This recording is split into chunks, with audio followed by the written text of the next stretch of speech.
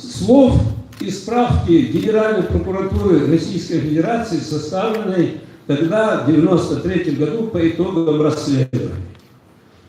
Они говорят так. Официально признано, что вооруженный конфликт начался утром 31 октября 1992 года, когда группа вооруженных лиц ингушской национальности напала на КПП-25 в селении Чермен, Северо-Российской ССР. Сам Дуци, что он говорил, говорит, хак мышбы. Да, далее в этой справке написано. Вместе с тем, у следствия имеются материалы, свидетельствующие о том, что в ночь на 31 октября обстрелу были подвергнуты ингушские кварталы сел Гамбелеевская и Октябрьская пригородного района. То есть следствие установило, что вооруженные действия против населения ингушского населения пригородного района начали осетинские незаконные вооруженные формирования. Какой характер носили эти события, многократно обсуждали. Я тут одну цитату из той же справки Генеральной прокуратуры приведу.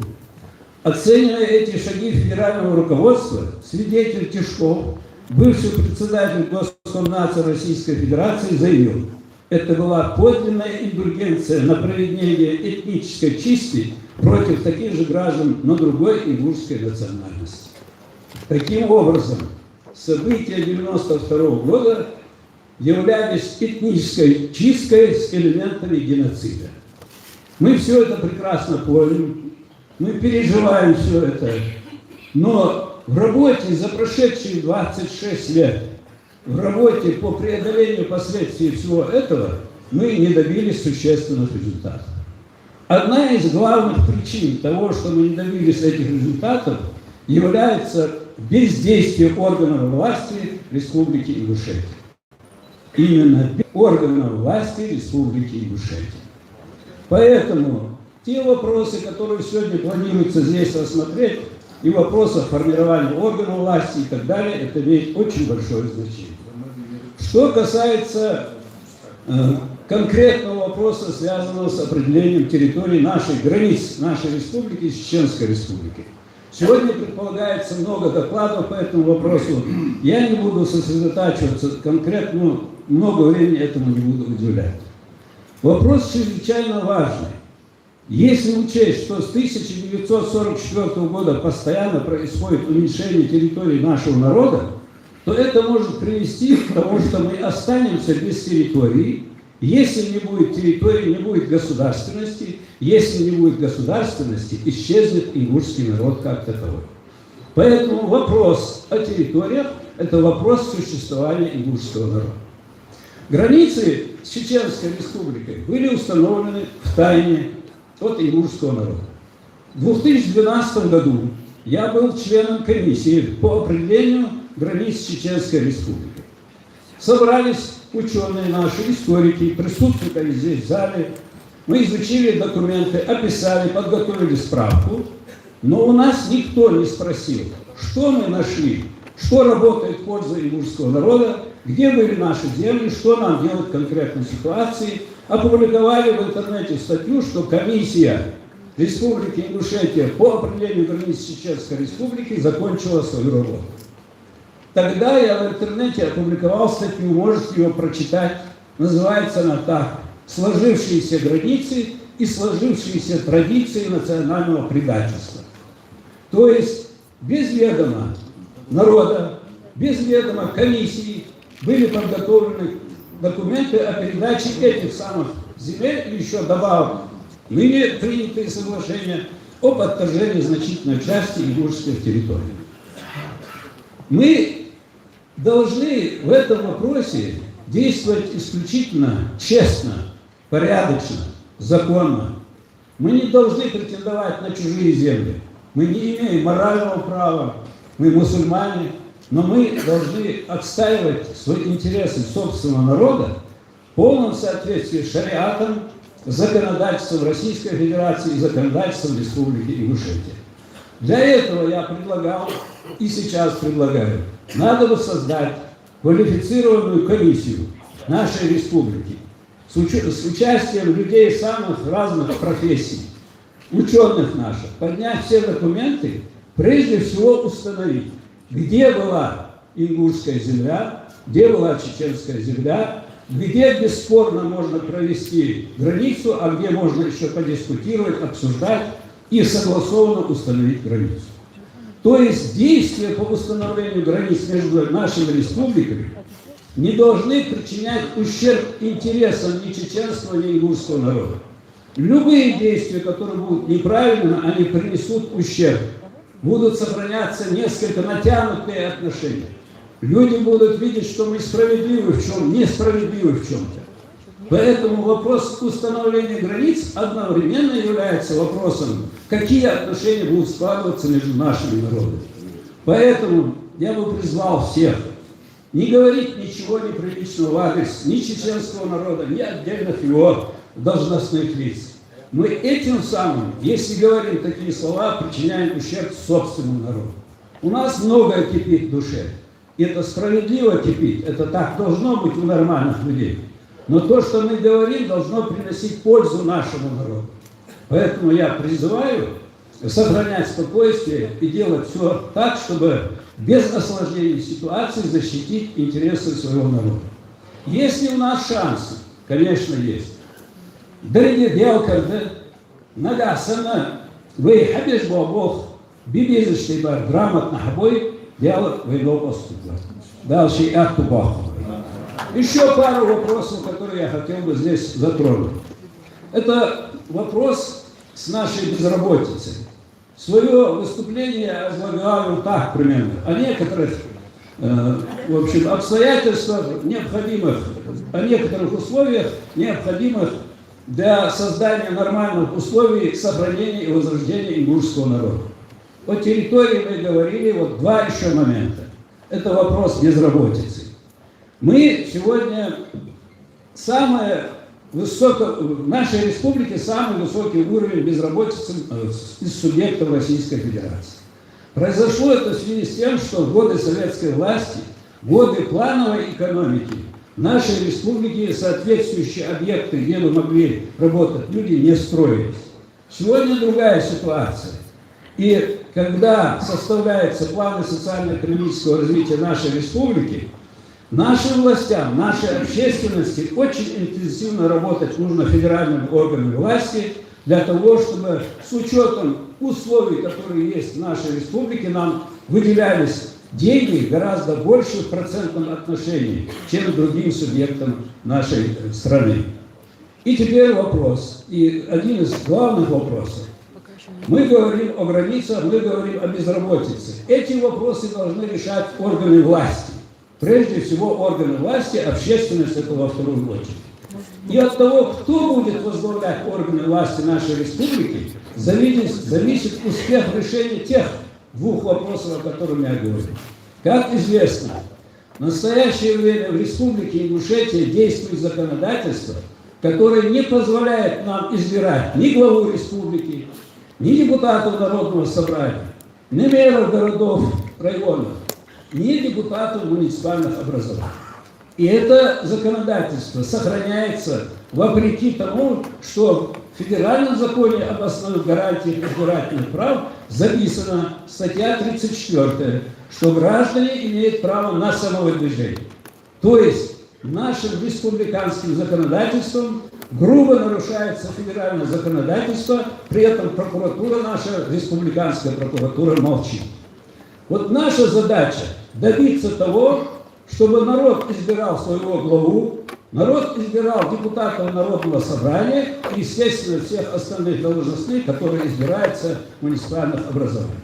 Если мы этого добьемся, я уверен, что вот таким вот собранием, как сегодня, мы будем высказывать свои предложения нашему руководству, оно, избранное народом, будет слушаться и будет выполнять желания, пожелания, требования собственного народа. Дальше эту бакулы, да, вот так голубь. Зима,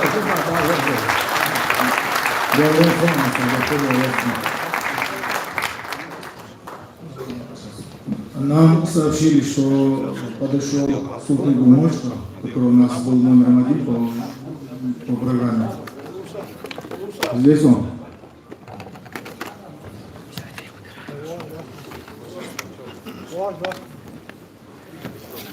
Мойша Султыгу Латвии.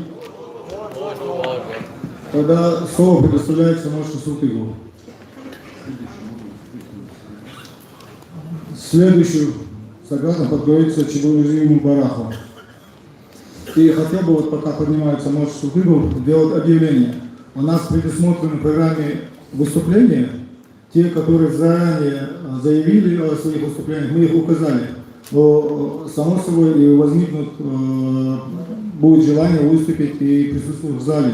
В таком случае просьба указать свою фамилию, имя, отчество и передать в записку редакционной комиссии Бартенхоева Заира. Заира Ози. Заира, где Заира? Поднимите руку, чтобы все видели, кому подойти. Тогда Борзову Магомеду. Борзов Магомед, подними выше. Вот свои, кто желает выступить, подходите к Борзову Магомеду. И будет большая просьба. У нас, мы ограничены во времени. 3 вопроса, даже 4 вопроса, и поэтому желательно просьба выступать только по одному вопросу. То есть если вы выбрать один из вопросов повестки дня и выступать по одному вопросу. Баркахолчин, пожалуйста. Мочхолдук дождь. Ассаламу алейкум. Я приветствую высокое собрание от души. У меня тут все получается экспромтом, так как до конца не знал даже тематику. Поэтому все-таки в целом тон задан. Я благодарю предыдущего выступающего, Мусуа Ильича. Мне понравилось его выступление. Это человек, который сознанием дела изложил ситуацию фактическую, которая происходит. Для меня, как человек, который первый вообще-то привык выступать перед аудиторией, но и я привык так, чтобы меня слушали. И не люблю, когда кто-то делает флаг или пускает собак. Надеюсь, вы поняли. Российская Федерация – демократическое правовое государство.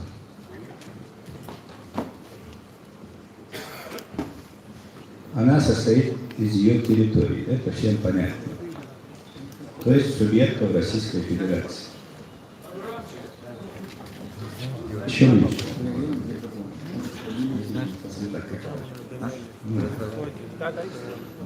И, соответственно, во взаимоотношениях между собой и центральными органами государственной власти Российской Федерации все субъекты равнозначны. Хотя есть там спорно-дискуссионные вопросы, об этом долго говорят, это сейчас не актуально. Это к чему самое? Все, хотя во взаимоотношениях между собой и центральными органами власти мы все равноправны, но на деле получается, что это не совсем так. Если не вообще не так. Вопрос, который сегодня выносится на обсуждение этого высокого конгресса, я ее прочитал, принципы и механизмы. Давайте все-таки немножко я отступлю и скажу, что изначально вопрос, который прямо стоит для обсуждения, и тому дается тон, задается определенный. Необходимо определить самое, о чем мы говорим. Мы говорим об установлении границ или об их изменении. Это немножко разные подходы к решению этого вопроса. Если я правильно понял, изменены границы субъекта Российской Федерации, то есть ингушские границы с Чеченской Республикой.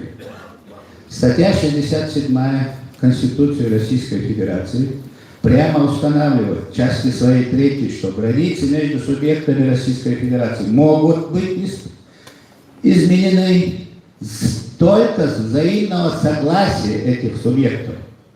То есть основополагающий документ нашей страны нам говорит о том, что и при этом надо учитывать все федеральные конституционные законы, федеральные законы, указы президента, постановления правительства, нормативно-правовые акты, законы, принимаемые субъектами, они должны быть на основании и в соответствии основного закона государства. Если существует это нарушение, в данном случае, которое мы можем и смотреть, и лицезреть, и знать сами, то эти законы, они считаются незаконными с момента их принятия. Вопрос стоит о принципах. Принцип в данном случае, он всегда один. На первой строке стоит принцип законности. Если этот принцип законности, он нарушен, соответственно, остальные принципы, мы сразу же будем говорить о справедливости. Она производна от первого, она теряет свой смысл и значение. То есть нарушен закон. Его нужно что? Восстановить. Нарушенные права, говорим, но у меня невольно возник как-то внутри даже там не нарушены права. Они просто, я бы сказал, растоптаны. Если не сказать, что вообще уничтожены.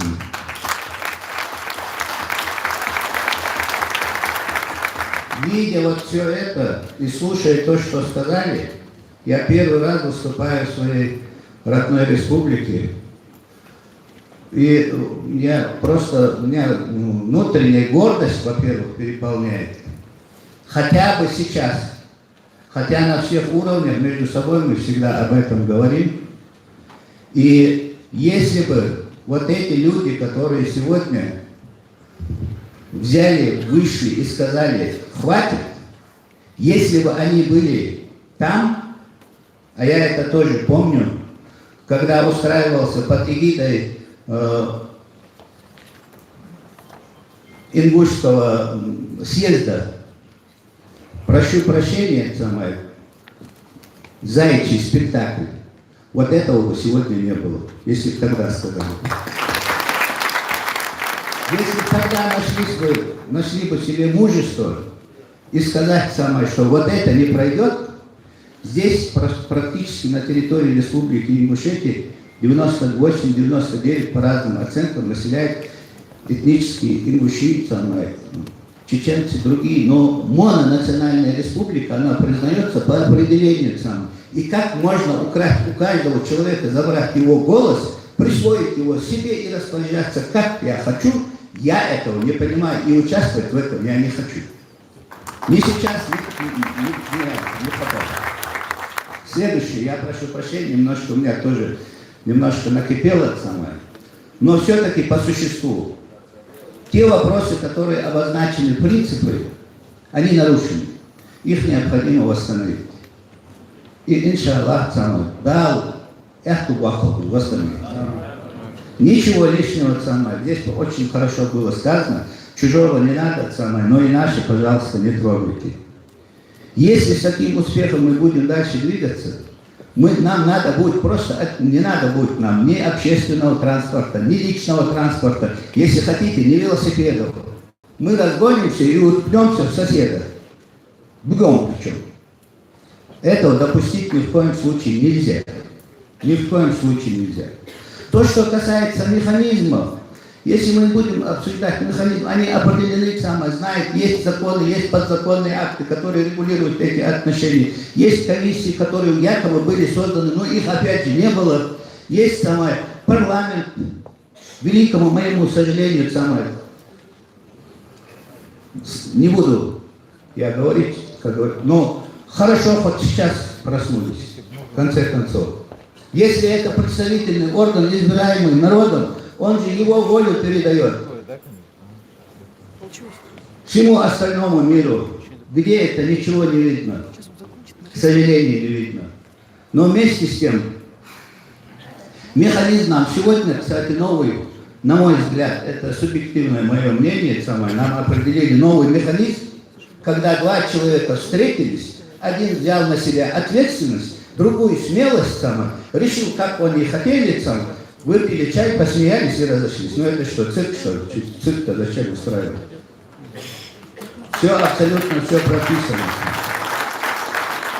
Я понимаю, что здесь очень много людей, которые захотят выступить, не буду особо ваше внимание отвлекать. Но одно точно скажу, что начиная от основного закона государства и кончая внутренним регламентом нарушено все, что можно нарушить, и это нужно восстановить, это говорить долго, но об этом это надо решать. Всем большое спасибо за внимание. Ассаламу алейкум, я Джули. Приветствую всех гостей, делегатов первого Всемирного исторического конгресса ингушского народа. Бисмилля рахман рахим. Профессор из Петербурга, доктор юридических наук Султыгов Мош уже дал небольшую общую справку и правовую оценку. Я постараюсь ее немного расширить и углубить. Согласно статье 3 Конституции Российской Федерации, носителем суверенитета и единственным источником власти Российской Федерации является народ. Именно народ осуществляет свою власть непосредственно, а также через органы государственной власти и органы местного самоуправления. Надеюсь, что с этого момента этот общественный институт народных представителей станет традиционной и составной частью структуры управления нашей республикой. Уверен, что ингушский народ покажет достойный пример граждан России, как должны реализовываться статьи Конституции Российской Федерации на практике политической жизни страны. Перейду непосредственно к предмету нашей сегодняшней встречи. 26 сентября 2018 года главы Республики Ингушетия и Чеченской Республики подписали соглашение об установлении границ между Республикой Ингушетия и Чеченской Республикой, в соответствии с которым к Чеченской Республике перешла часть территории 3 муниципальных районов Ингушетии и 10 населенных пунктов в республике, общей площадью более 34 тысяч гектаров, что составляет не менее 9% территории республики. 4 октября это соглашение было утверждено региональными законами и органами обеих республик. Ингушский комитет национального единства, членом которого я являюсь, считает действия руководства обеих республик по заключению соглашения незаконными, так как они не имеют под собой ни исторических, ни политических, ни экономических, ни демографических причин. Сам процесс подготовки, подписания соглашения проведены с существенными нарушениями федерального и регионального законодательства по следующим основаниям. 2 апреля 2008 года правительством Чеченской Республики письмом номер 376/02 в адрес правительства Республики Ингушетия был направлен для согласования проект схемы территориального планирования Чеченской Республики, предусматривающей размежевание территорий двух республик по фактически сложившейся границе. Ингушская сторона приняла данное предложение, и правительство Республики Ингушетия согласовало эту схему. После этого была проведена процедура законодательного закрепления согласованной сторонами позиции. 14 июня 2008 года парламентом Чеченской Республики принят закон номер 40 РЗ об образовании муниципального образования Ачой-Мартанский район и муниципальных образований, входящих в ее состав, установление границ, наделение соответствующим статусом муниципального района и сельского поселения. Этим законом границы Ачой-Мартанского района Чеченской Республики определены, исходя из согласованной схемы по сложившейся границе, проходивших с советских времен между Ачой-Мартанским районом и Сунжским районом. Территория Сунжского района Республики Ингушетия по правую сторону реки Фортанга, далее по тексту отторгаемых соглашений земли, которые впоследствии по соглашению от 26.09.18 года указано как чеченская территория, в этот закон чеченская сторона не включала в 2008 году.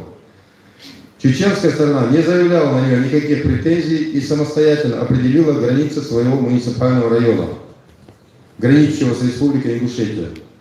13 февраля 2009 года принят закон Чеченской Республики номер 6 РЗ, устанавливающий границы Сунжского района Чеченской Республики в составе населенных пунктов Серноводская и Асиновская с учетом фактически сложившихся границ.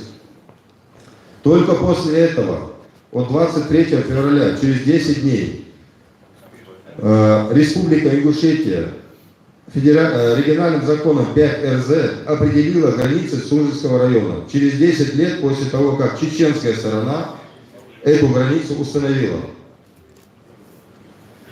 Эти границы установлены, исходя из границ, закрепленных в вышеуказанных законах Чеченской Республики, и фактически воспроизводят их. Таким образом, указанными законодательными актами по инициативе Чеченской Республики фактически и юридически разграничены территории Судженского и Акшой-Мартановского районов бывшей ЧСР на основе фактически сложившейся границы. 3 октября 2009 года подписано распоряжение председателя правительства Российской Федерации Владимира Владимировича Путина, в соответствии с которым 29 300 гектаров земель лесного фонда, включая отторгаемые соглашением земли, переданы в бессрочное постоянное пользование государственному природному заповеднику ЭРЗИ, учрежденному постановлением правительства Российской Федерации от 2000 года в Республике Ингушетия. Проведен кадастровый учет земельных участков, и они были включены в состав Республики Ингушетия. Чеченская сторона это не опротестовала в 2009 году. Однако в дальнейшем отношения изменились между двумя республиками. Мы с вами прекрасно помним, так как поссорились руководители нашей республики. 12.10.2012 года постановлением правительства Республики Ингушетия номер 341 утверждена согласованная с Минрегионом России схема территориального планирования Республики Ингушетия. То есть федеральная власть тоже утвердила эту схему. Никаких претензий не было и со стороны федеральной власти. Как и ранее утвержденная схема территориального планирования Чеченской Республики, она утверждена с учетом фактически сложившейся границы и закрепляла ныне отторженные, отторгаемые соглашением земли в составе Республики Ингушетия.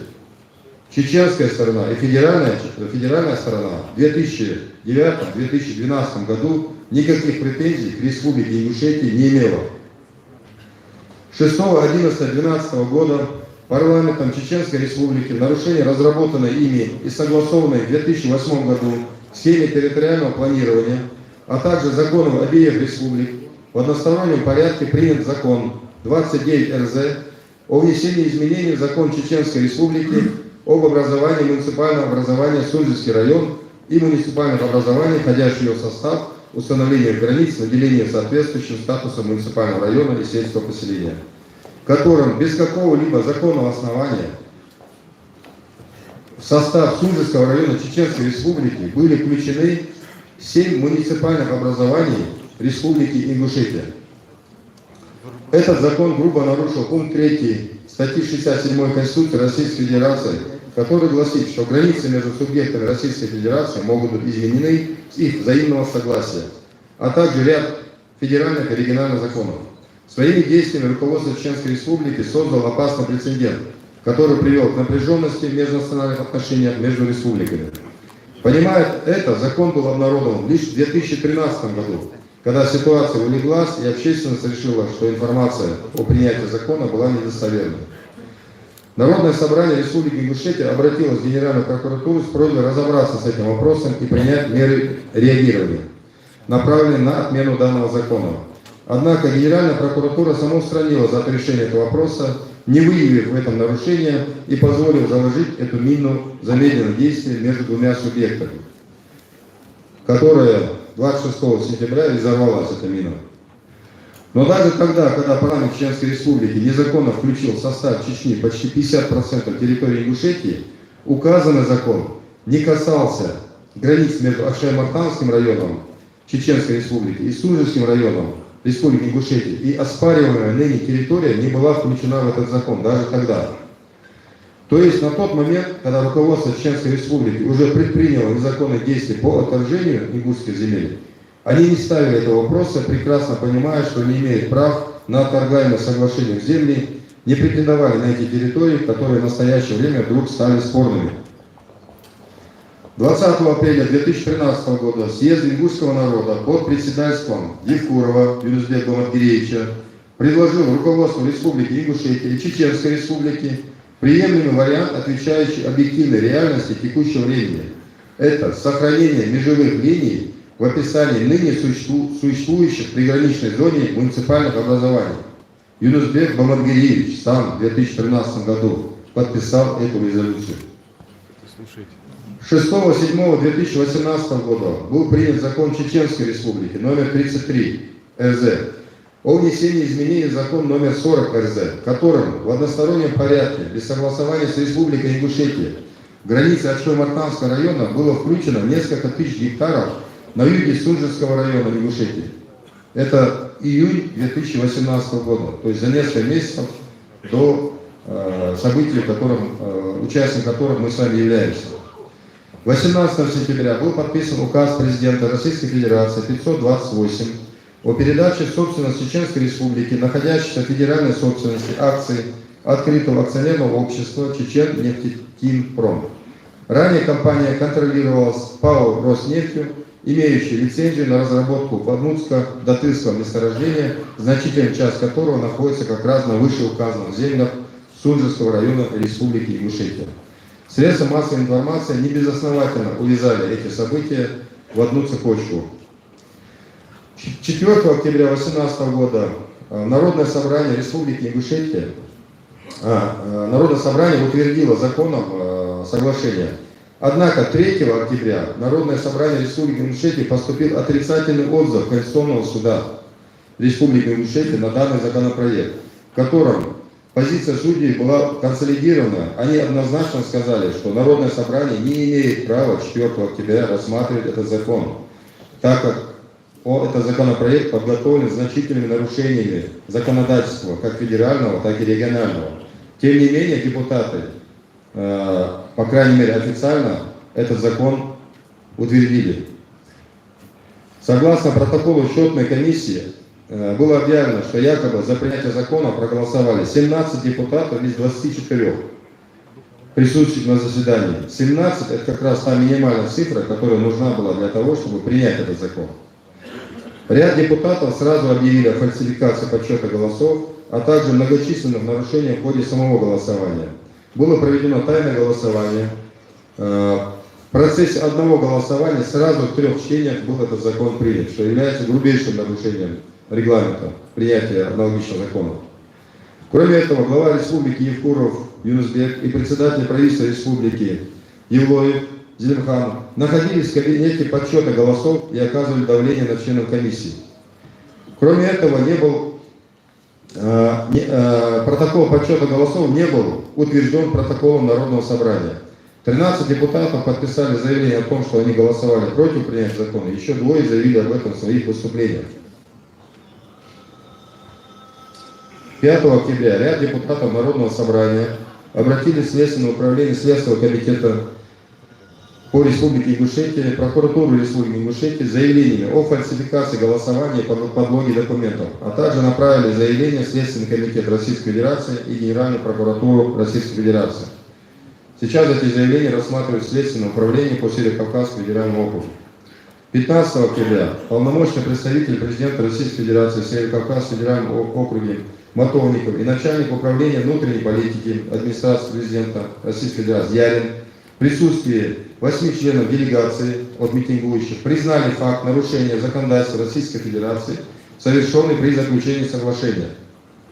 Однако сообщили, что отменять закон никто не будет, он вступил в законную силу, а оргкомитет может обратиться в судебные инстанции. Согласно пункту 3 статьи 67 Конституции Российской Федерации, границы между субъектами Российской Федерации могут быть изменены с их взаимного согласия. Должностные лица Республики Ингушетия утверждают, что вышеуказанная норма не имеет отношения к подписанному соглашению, так как стороны соглашения границы не изменяли, а устанавливали границы. Между тем, в современном российском законодательстве отсутствуют нормы, устанавливающие границы между субъектами Российской Федерации. Есть только нормы закона, которые регулируют изменение границ между субъектами Российской Федерации. Кроме этого, границы между Республикой Ингушетия и Чеченской Республикой были установлены в феврале 2009 года и утверждены президентами Республики Ингушетия Евкуровым и президентом Чеченской Республики Кадыровым. Соответственно, раз речь идет об изменении границ, то согласно подпункту А части 1 статьи 102 Конституции Российской Федерации, данное соглашение должно быть утверждено Советом Федерации на основании следующих документов. Первое. Соглашение об изменении границ, подписанное главам субъектов и утвержденное парламентом субъектов. Второе. пояснительная записка, содержащая обоснование целесообразности изменения границ между субъектами Российской Федерации, сведения о соответствующих территориях, перечень расположенных на них административно-территориальных и муниципальных образований, копия документов о результатах выявленного в соответствии с законодательством Российской Федерации мнения населения, то есть о референдуме, проживающего на соответствующих территориях по данному вопросу. Третье. Карта местности с нанесенными на нее линией границы между субъектами действующей и предполагаемой линией границы между ними. Утверждение этого соглашения парламентами обоих республик.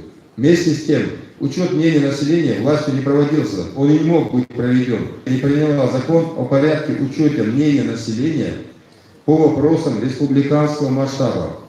Принятый в 2017 году закон от 29.17 года номер 70 РЗ затрагивает иную сферу, учет мнения по межмуниципальным вопросам, в то время как рассматриваемый вопрос касается межрегионального уровня. То есть у нас даже нет закона такого, по состоянию которого мы могли бы референдум провести, не говоря уже о самом референдуме. Также непонятно, как могут официальные должностные лица Российской Федерации ссылаться на соглашение от 29.03.1994 года, подписанное президентом Дудаевым и президентом Республики Ингушетия Аушевым Исламом Султановичем, так как федеральные власти официально заявили, что не признают легитимность Чеченской Республики Ичкерия.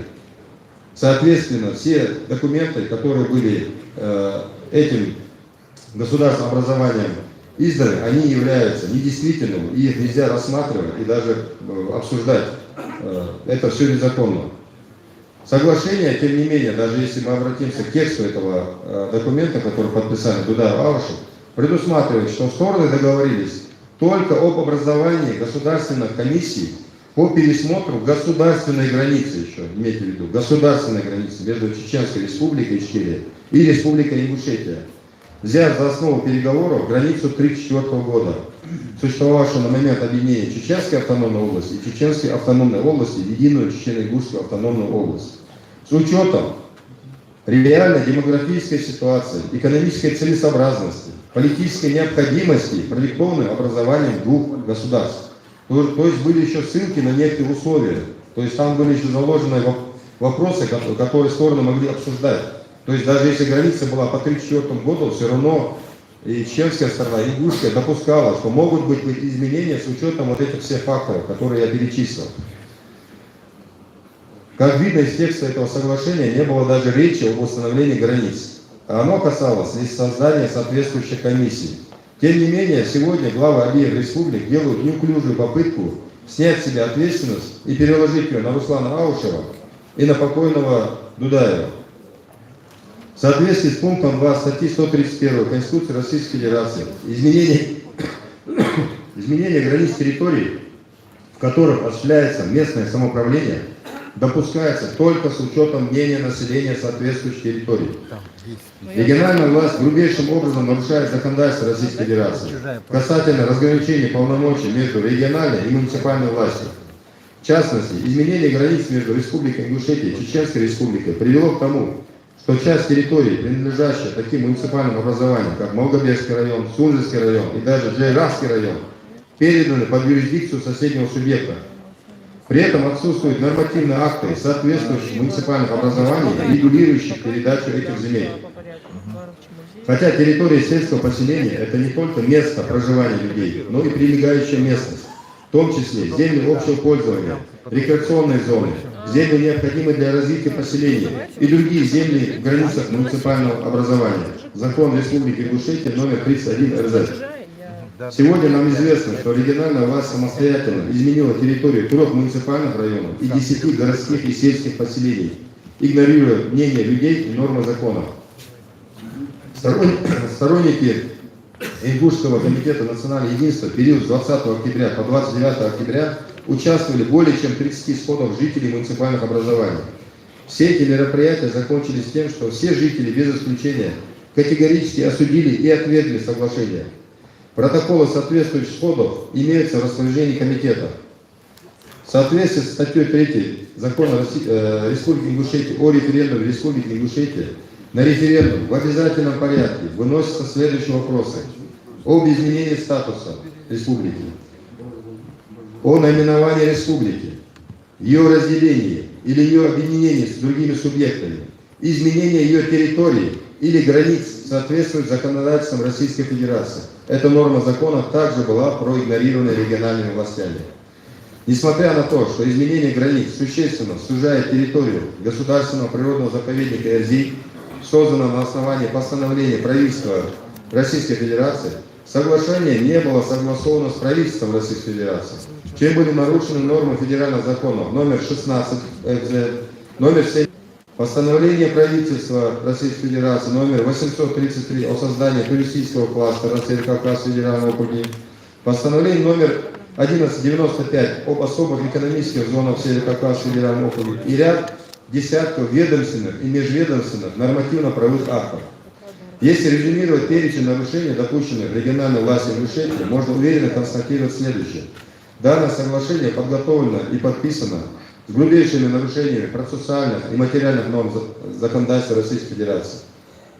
Изменение границ и территории региона возможно исключительно с соблюдением определенного порядка и последовательности действий, связанных с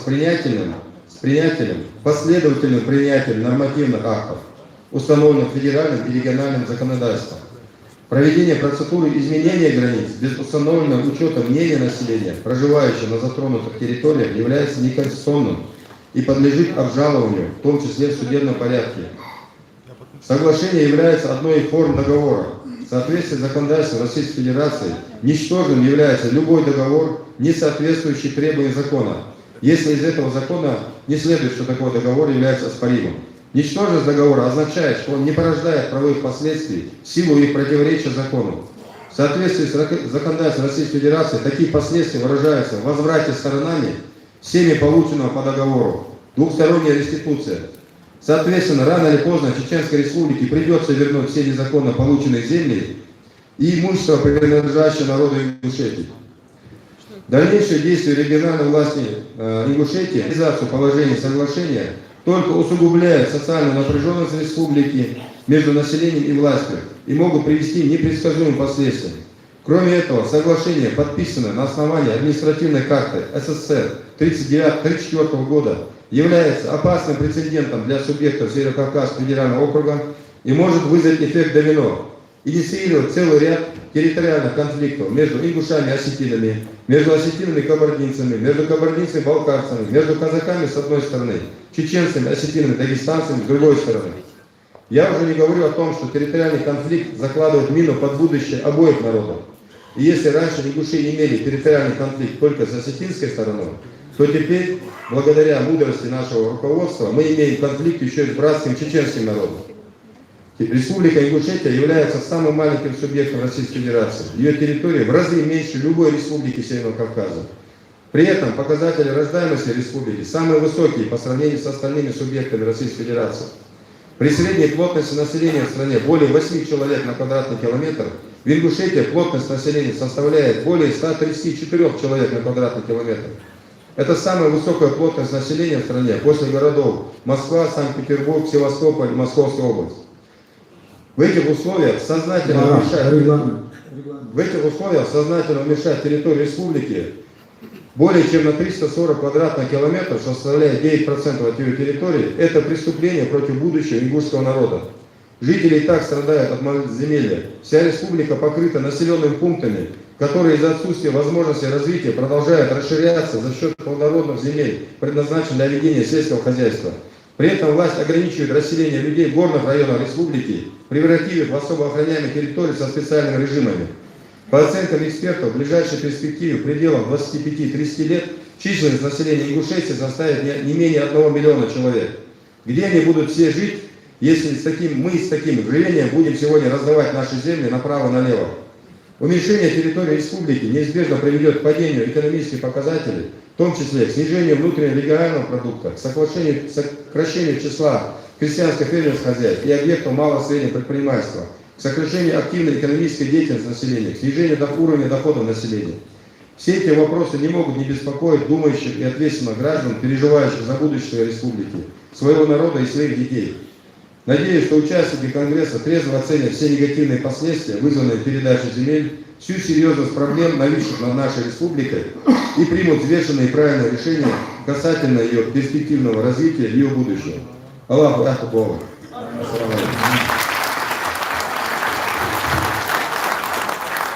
Дякую.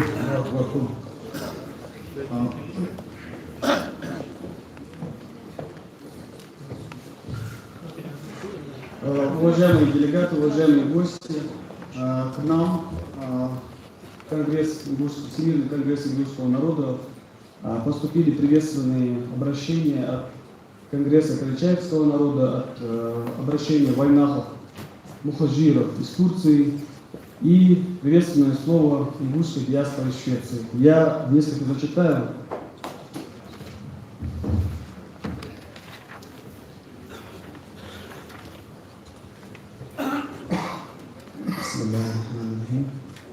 Приветственное слово в адрес ингушского народа от Конгресса карачаевского народа.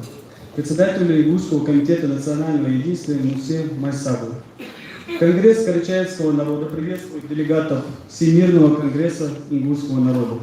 Искренне желаем успехов и плодотворной работы, а также выражаем убежденность, что древний ингушский народ, славящийся своими обычаями и богатой культурой, проявит присущую ему мудрость отстаивания интересов своего народа. Надеемся, что органы всех ветвей власти Ингушетии и Федерального центра приведут свои действия в соответствии с действующим законодательством, которое гласит о верховенстве закона в решении любого рода вопросов внутри федеративного государства. Ведь все мы помним неумолимые уроки истории, когда государства стирались с карты мира, когда грубо побирались правовые основы государственного устройства. Выражаем уверенность на цивилизованное, объективное и правовое решение возникшей коллизии. Председатель Кады Халкечев.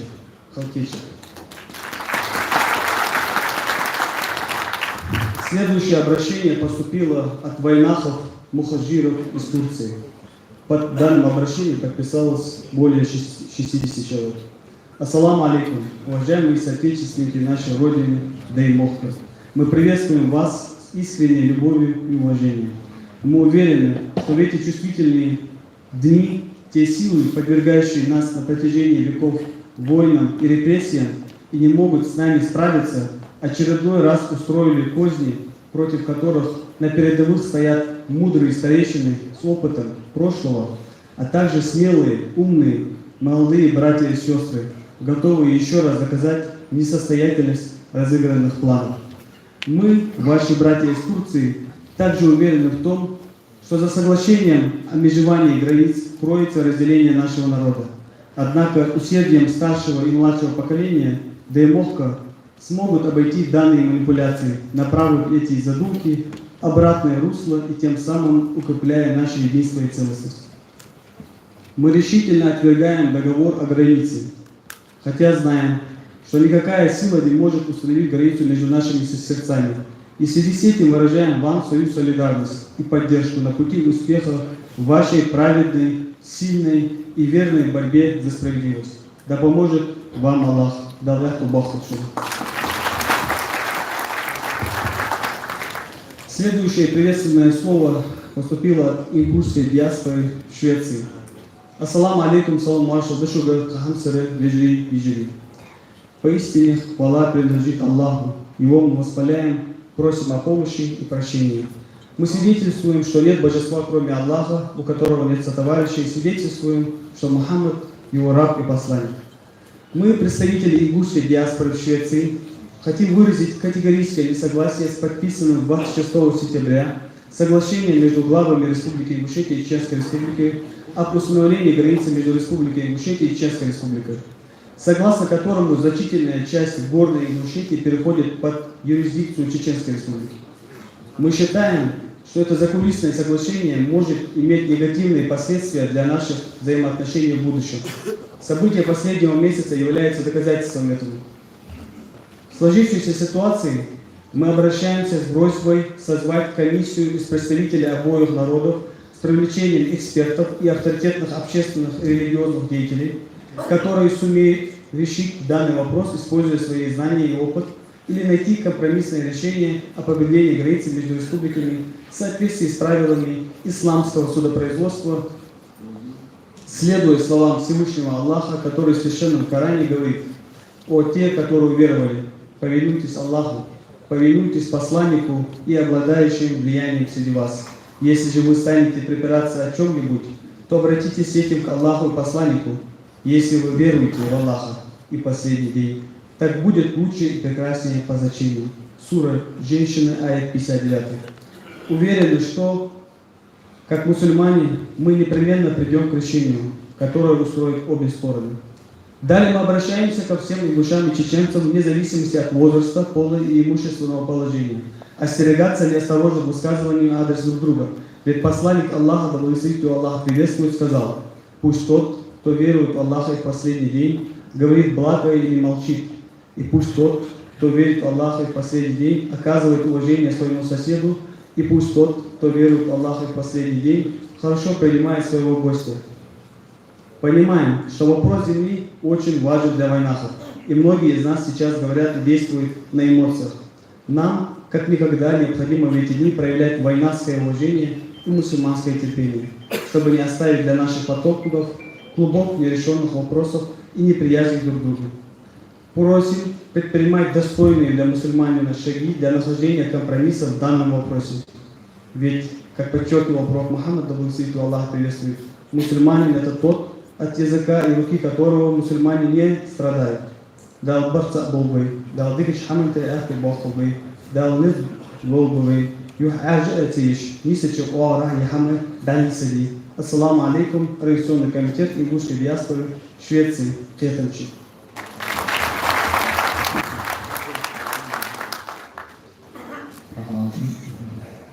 По программе следующей у нас должен был выступить Аслан Кадзоев. К сожалению, он опаздывает.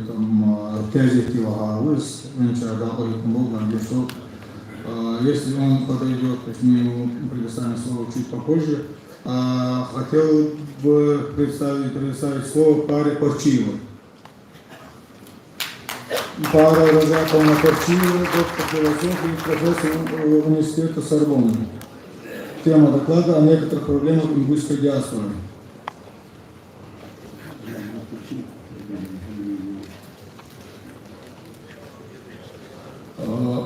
Прошу придерживаться регламента. И у нас очень много поступает желание выступить, поэтому мы должны уложиться в регламент.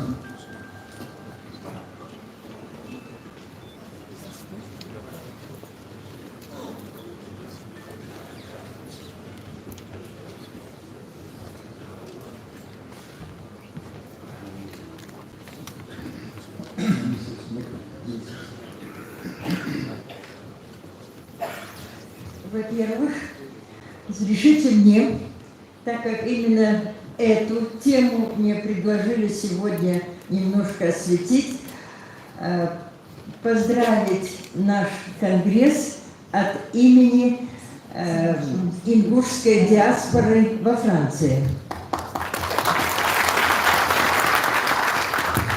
Но прежде чем приступить к этой теме, все-таки я вернусь к началу нашего сегодняшнего конгресса. Вчера я была на совете ТЭПов. И когда стал вопрос выбирать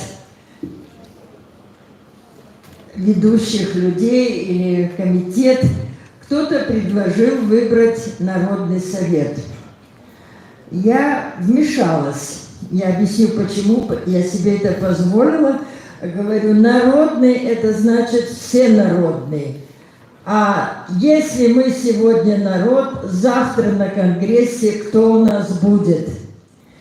И старейшины, которые там были, мудро все-таки даже к моему женскому замечанию прислушались и назвали этот комитет не Народным советом, а просто комиссией, которая будет участвовать в решении многих вопросов, переговоров, как испокон веков было принято в нашем народе. И они этот вопрос решили. Во-вторых, они тут же выступили и сказали: вы неправильно поняли, мы прекрасно понимаем. Теперь другой аспект проблемы. Я неоднократно выступаю на митингах именно из своего горького опыта нашего 92-го года отсутствия национального согласия. Одним из предложений, которые я предложила, было следующим. Ни один документ официальный, касающийся проблемы ингушского народа, не должен выходить из отдельных личностей или всяких там обществ. Я предложила всем общественным организациям представить в этот орган свои кандидатуры и из всех организаций сформировать Национальный комитет единства. А сегодня я все-таки с горечью замечаю, повторяется опыт оргкомитета Грозного, оргкомитета Назрани. 5 месяцев государство новое, без главы, пока делили портфели.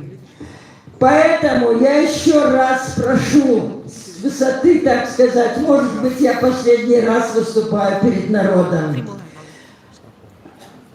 Я немножко когда-то недоучила, может быть, все, что говорит наша святая религия. Но там есть одно хорошее.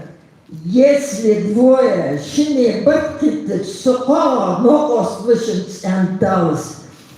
Поэтому первое, что нам нужно, это единство.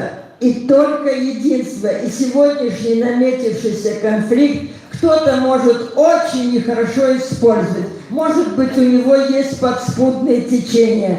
Поэтому я предлагаю, чтобы туда вошли молодые, и много молодых, потому что жизнь впереди у молодых, и им завоевывать, им строить эту республику. А теперь я вам приведу маленькую притчу, с вашего позволения. Все-таки она мне очень понравилась, вот как решить этот вопрос. Потому что иногда просто от святого дела люди от хорошего иногда хотят каждый сказать, что это он сделал, но это ошибка.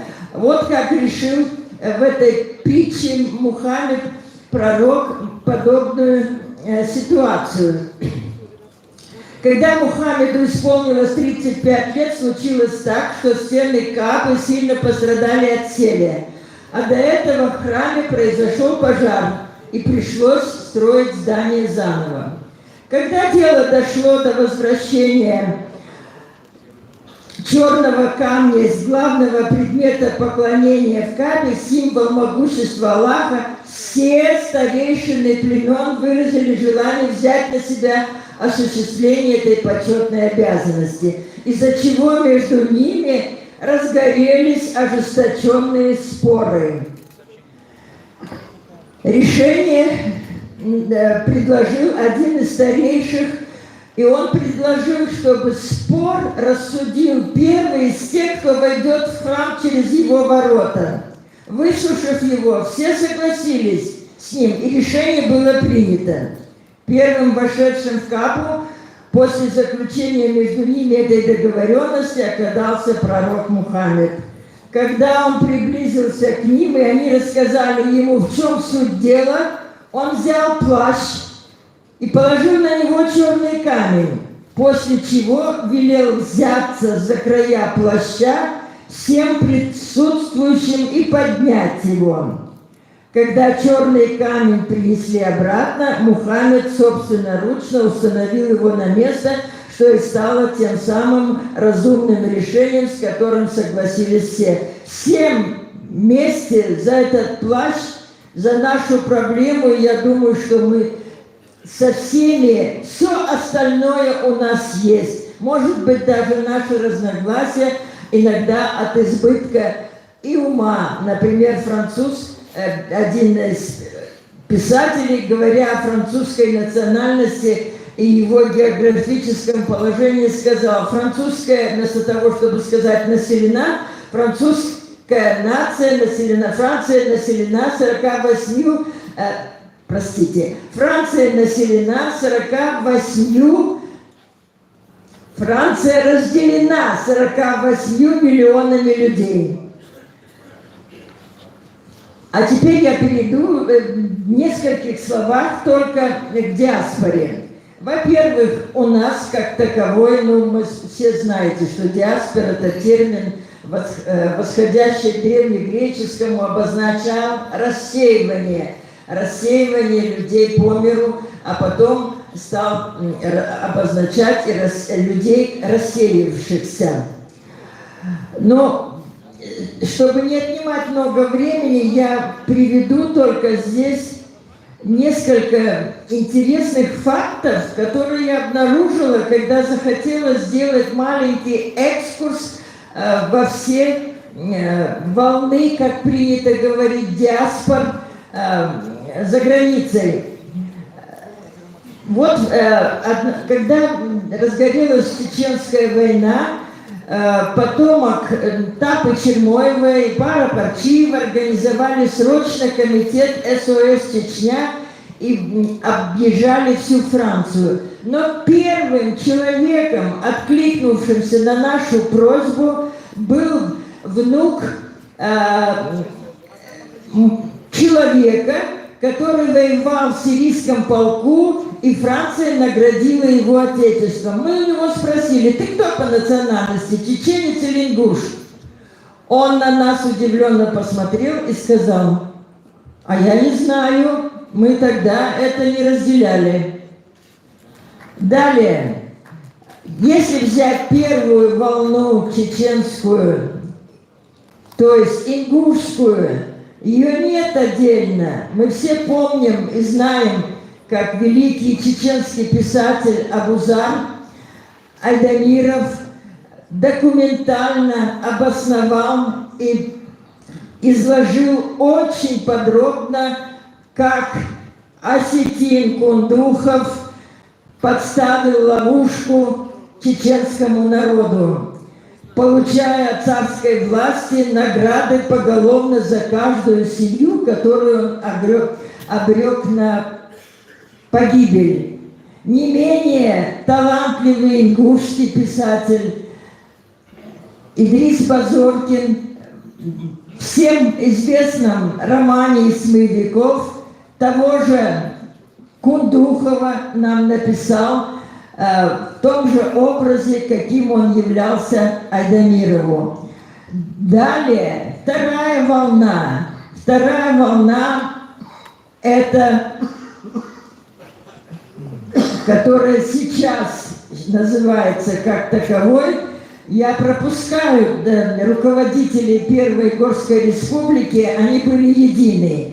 И вот теперь вторая, а по счету третья волна. Это волна, и опять же, 92-й год ингуши и Чеченская война, и это же, опять-таки, безусловно, творчество наших соседей. Поэтому я вот предлагаю все проблемы в дальнейшем, хотя говорили не трогать пригородный район, решать только в комплексе 3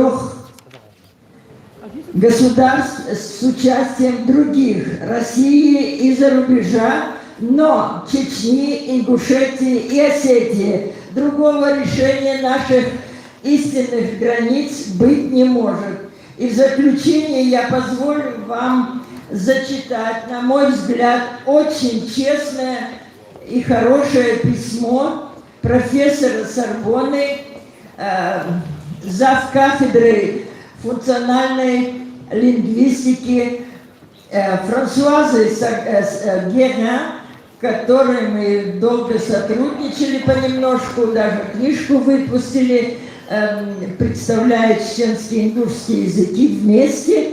И она вот сейчас, узнав, что у нас происходит, написала нам, Конгрессу, такое письмо.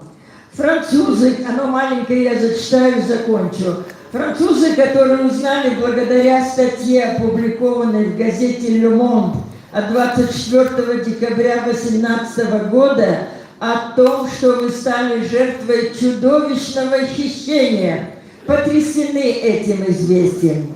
Голосом моего друга Пары Парчива я хотела бы в этом коротком послании выразить вам свою искреннюю поддержку. В очередной раз принципы демократии были нарушены. Ингушский народ должен был выразить свое мнение. И для решения настолько серьезного вопроса мы даже не можем представить, как можно было решить без референдума. Как можно допустить, чтобы президент республики так самовольно мог распоряжаться древними землями, которые являются культурным и историческим достоянием народа. Лишив Ингушетию земель, исторических памятников в горах Ингушетии, таким образом лишая ингушей своих корней. Вы, ингушский народ, абсолютно правы, решительно заявляя на весь мир о вашей воле сохранить свою территориальную и культурную и национальную целостность. Вы правы в том, что протестуете мирно, достойно, но свирепо против этого позорного решения. Подобные действия, которые являются мошенничеством и лишают целый народ своих прав, своей истории, своей идентичности, необходимо строго судить и судить, строго осудить и судить. Мои друзья ингуши, пусть издалека, но я оказываю вам поддержку всей душой и буду поддерживать ваше дело, распространяя информацию об этом вокруг себя. Держитесь, друзья, сохраняйте надежду, вы прекрасный пример мужества, ваш искренний друг Франсуаза Геран. Я думаю, что у меня много бумаг, которые прислали мне наша диаспора. Но я не могу не удержаться все-таки с одним комментарием. Студенческое письмо. Тут группа студентов нам пишут: дорогие уважаемые наши соотечественники, наблюдая за происходящими сегодня событиями, связанными с передачей ингушских земель Сунжинского района в пользу Чечни, мы испытываем двоякое чувство. С одной стороны негодование, с другой гордость. Негодование за то, как поступило с нами наше правительство, которое призвано защищать интересы своего народа, и гордость за то, как ингуши повели себя в этой ситуации. Они с честью и достоинством, свойственным подлинным ингушам, отреагировали на подписание соглашения о границе с братской Чечней. Несмотря на то, что мы сейчас далеко от Родины, всегда помним, кто мы и откуда родом. И уже в скором будущем надеемся, что мы сможем принести пользу своей республике, трудясь во благо ее процветания. Все наши думы с вами, и мы искренне сопереживаем и желаем участникам Всемирного конгресса ингушского народа успехов в ее работе. С помощью Всевышнего уверены, что все получится. От лица студентов, проживающих во Франции, Марсагов М.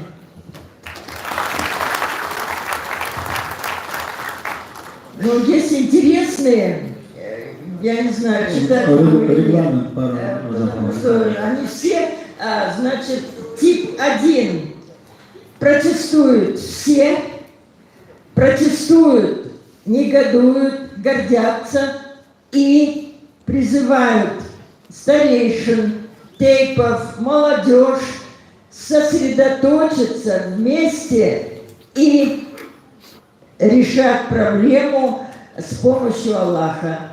Да,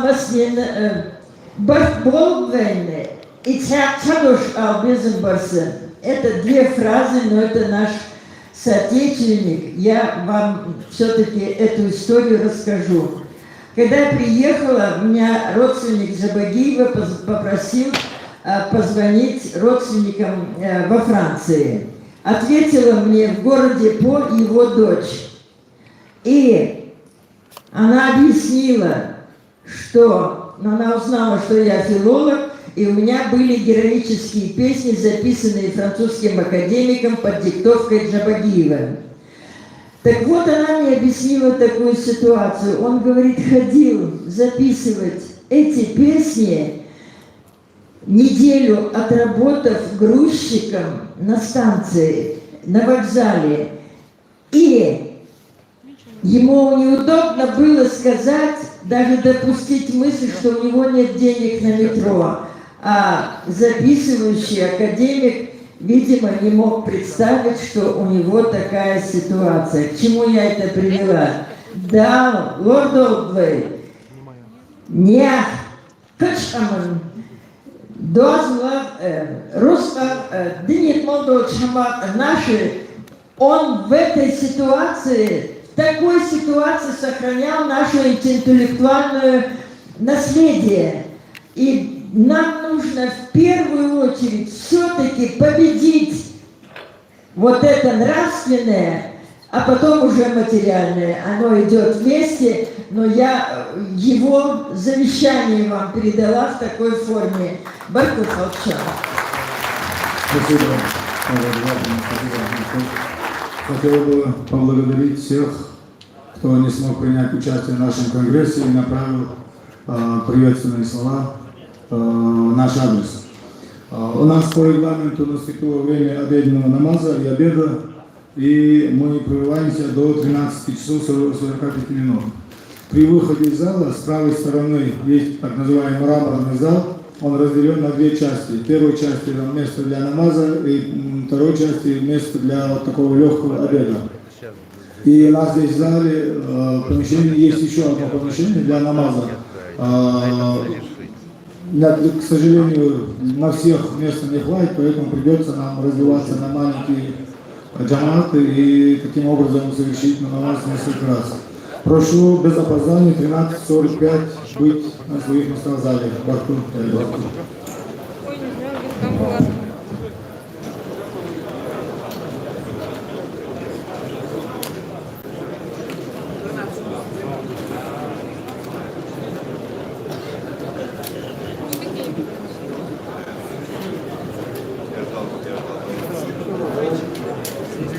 Дякую.